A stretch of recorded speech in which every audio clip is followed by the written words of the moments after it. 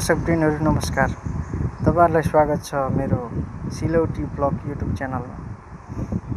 आज यहाँ खगेन्द्र सुनवारले भन्नुभएको कुरा तपाईहरुलाई के कस्तो लागिरहेको छ कमेन्ट गर्नुहोस्। उहाँले दिनुहुन्छ दनक भन्ने कुरो चाहिँ उहाँले दिनुहुन्छ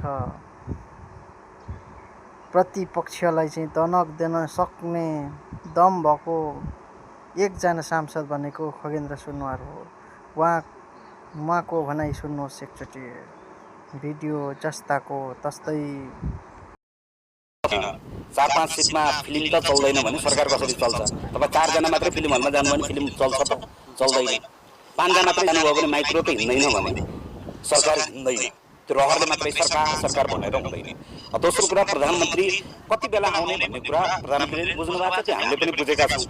तर जति बेला केटाकेटी जस्तो हलभित्र छिर्न पाएको छैन, प्रधानमन्त्री चाहियो, अहिले चाहियो, पहिल्यै चाहियो, भैली खेल्न आएको जस्तो जति बेला पनि रोइलो गरिरहनु भएन।